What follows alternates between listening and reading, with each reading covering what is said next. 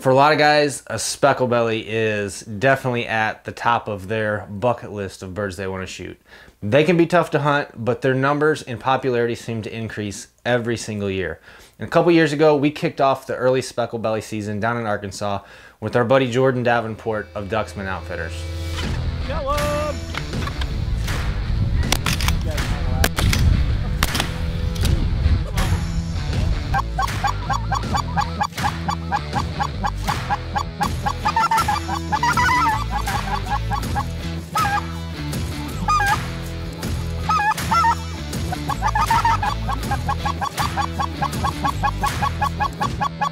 Kill him!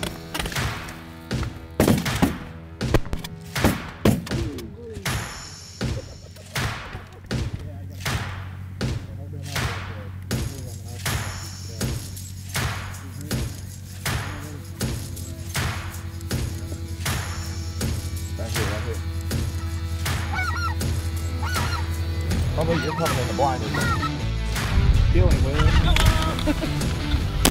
Nice! Oh, there we go!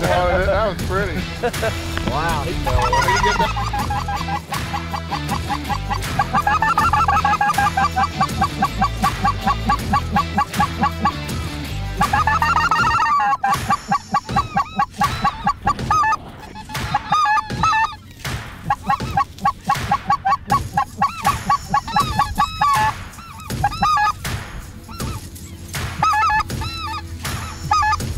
We're gonna take a high shot at these.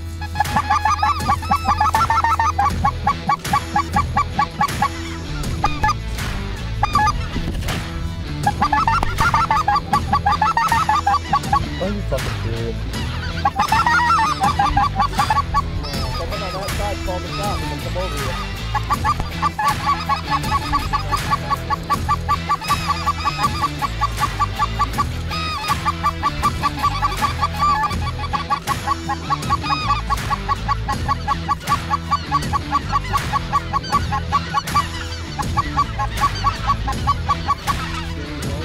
Kill him! Damn it.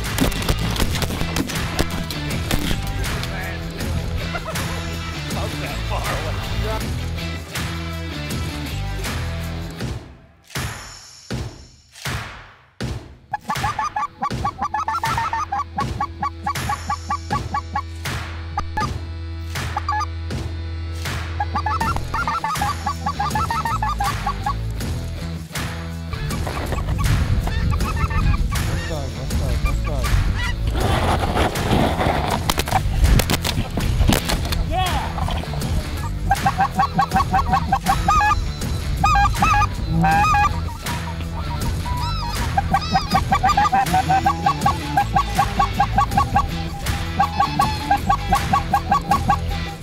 Kill him!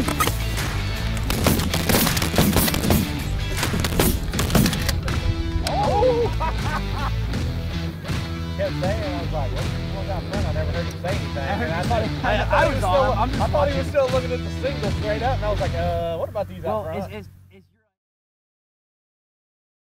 You know, they're a vocal bird, but they're real finicky. I think their vision is probably one of the best of any waterfowl out there. You definitely got to take the extra time and go the extra steps to get hidden from them because they will pick you apart. And as far as calling goes, you know, I think you can get away with not being the greatest of duck callers if you know when to call. With specs, you can definitely do more harm than good if you don't know how to run a spec call. I've seen a lot of birds turn inside out if a spec call sticks and you get that high-pitched squeal out of it because it didn't break over at the right time. Those birds, they're like they've seen a ghost and they will turn completely around and bail. You know, they're a lot like a hen turkey, and a lot of times in the turkey woods, you want to mimic what that hen is doing, and that's kind of the same game plan that you want to do with the spec. If you start mimicking and going back and forth and having that conversation with them, a lot of times you'll get them fired up and they will suck right on in there with the best of any waterfowl. And as far as decoys go, you know, a lot of guys think we got to have a bunch of spec decoys, and you really don't. You know, through the years, we have learned that, you know, you might get away with 6, 10, 12 of them, but we'll use our snow spread because we've got a bunch of snow decoys. Use that for visibility, use that for numbers. When you're out scouting, you see specks with snows all the time. And so that's what we're trying to mimic. And so we shoot the majority, probably all of our specks over the course of a season with 95% snow goose decoys.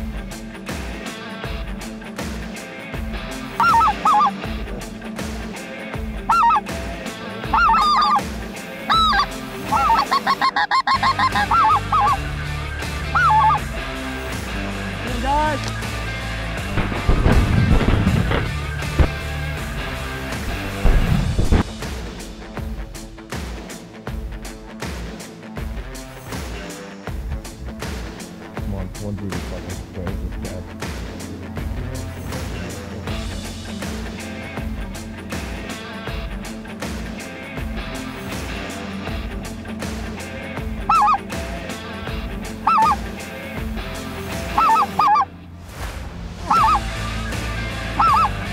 Stand on!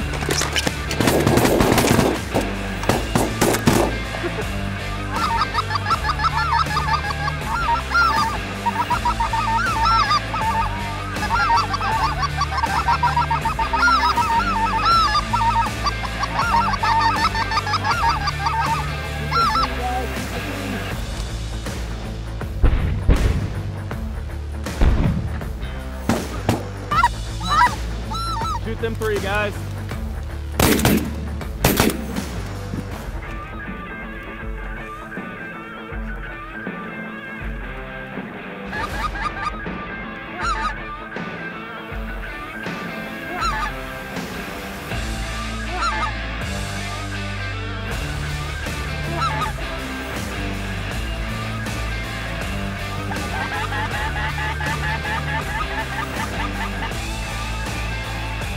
On the ground in front.